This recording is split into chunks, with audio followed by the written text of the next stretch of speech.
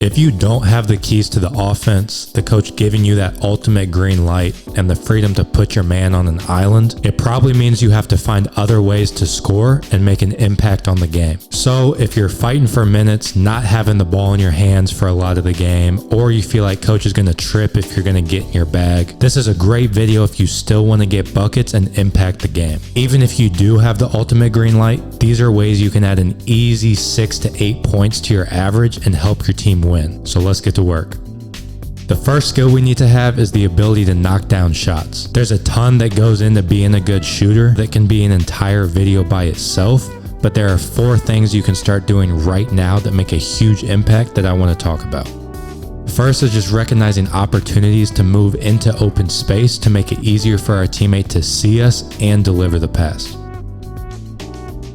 Even though you may be open standing where you're at, we have to think about it from the passer's point of view. Relocating can make it easier for our teammate to see us and also make it easier for him to deliver the pass. So on this one right here, AJ Green is open on the wing right here, but as the ball gets driven baseline, by drifting down to the corner, it makes it easier for the passer to see him and pass it to him. Even small adjustments like this can make a huge difference. One, you make it a shorter pass, which helps your teammate, and also by creating that separation from your defender on the catch, it then becomes a longer closeout for him and more of an advantage for you.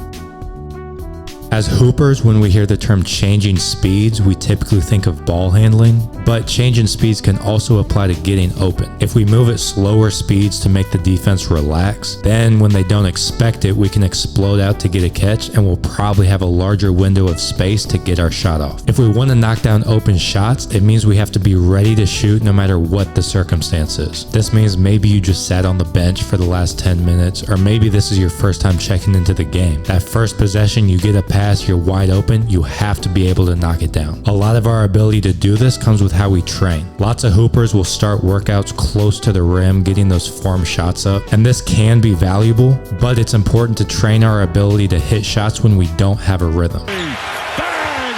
So this could mean the first shots you shoot in a workout are threes and you have to make a certain amount in a given time just to add a little pressure, or even walking back and forth from spots in between your shots so that you can't get hot and can't get in that rhythm.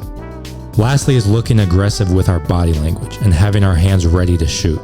If we look locked in and ready to go, there's a trust factor that can be developed with our teammates, and they're more likely to pass you the ball as opposed to if you just stood there with passive body language. Looking locked in helps with trust from your teammates, but it can also help get us psyched up and ready to go. Almost a fake it until you make it type philosophy. So if you're struggling for minutes, coming off the bench with no rhythm, no swagger, if you act as if you're aggressive, ready to go, hands ready, looking ready to make something happen, eventually that's the mentality you begin to have.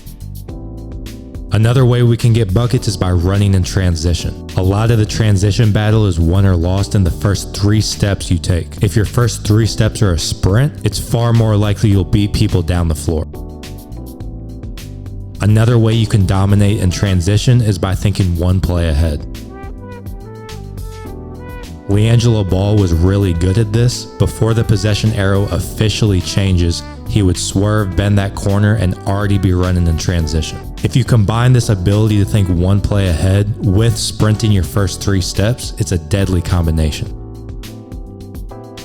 The last and maybe most impactful skill we can have is moving off the ball. There's a ton of different ways we can do this, but one main category is cutting. What cutting can be boiled down to is our ability to understand and take advantage of where the defense's attention is. As the ball is being driven downhill or just passed back and forth, it's easy for off-ball defenders to get caught ball watching, and this is where we take advantage. A good thing to pay attention to is if we're off ball and we can see the back or even the side of our defender's head, a lot of times that's a good opportunity to cut into open space.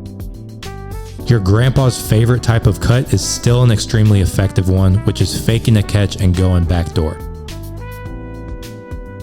It's a great way to take advantage of overly aggressive defenders, or just within the flow of the game, exposing defenders who fall asleep at the wheel. A great opportunity to cut back door is when our teammate is dribbling towards us. Or on this one, he doesn't dribble at him, but the defender is expecting a handoff, so his momentum is going uphill, and that's a perfect time to cut in the opposite direction. Another situation we can take advantage of is when we are diagonal from the ball and they drive downhill. So this could be when the ball gets driven from the corner and you cut from the wing. As the ball is being driven, the defense naturally will drift down towards the baseline or start ball watching. The same is also true the opposite way. So if you're in the corner and the ball gets driven from the wing, it's also a great time to cut. Again, we're just taking advantage of the defense focusing on the ball or the rotation they have to make, and they lose track of their man. So those are 3 great situations where you can cut. Again, there's a lot more than these, and these are not necessarily golden rules that happen every single time. They're more so patterns within the game that we can take advantage of when it makes sense. Yes, maybe the cut is wide open, but it's important to be self-aware of things like our height, our abilities, time and situation, and personnel. So if the lane is wide open and you're LeBron, you can get up and finish over the trees, so it makes more sense to cut. As opposed to someone who's maybe shorter or can't finish above the rim, it would be about seeking out those opportunities where you can catch into a floater or a midi or whatever makes sense based on your skill set. Another great one is lifting up when your man has to tag the big man that's rolling to the rim. When someone goes to set a ball screen in order to stop him from having a wide open layup when he rolls, a help defender is usually tasked with what's called tagging the roller to stop his momentum. If you lift up as your defender is tagging, it's easy for him to lose track of you and also creates a longer closeout that he has to make. Another way we can set ourselves up to score without the ball is stampeding. This is one of my favorites and it's extremely effective. Stampeding is basically when instead of catching the ball flat-footed or stationary, you move towards the ball, so when you catch it, you already have an advantage on your defender. There are different types of stampedes, so one is pretty much a full sprint into the ball and running through it. It could also be just a quick little shuffle of your feet that leaves you in a position to explode forward or get you just enough outside your defender's hips. Another great way to make an impact without the ball in our hands is setting good screens. This can set your teammates up for good shots, which drives winning, and it also leaves you with options to score yourself. One way you can do this is by slipping screens, especially if you're screening for a shooter.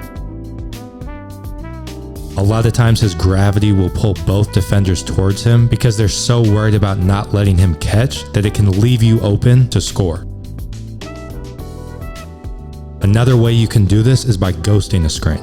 This is when you run like you're gonna go set a screen but end up running right through to the other side. This is great for causing a bit of confusion and can help get you or your teammates easy buckets by getting the defense out of position. Even if you don't get an open shot right away, by causing a bit of confusion for the defense, it can help open up opportunities for your teammates or set you up to attack a closeout and play with an advantage. The last one we'll talk about is relocating after a pass. Steph Curry is the gold standard for this one.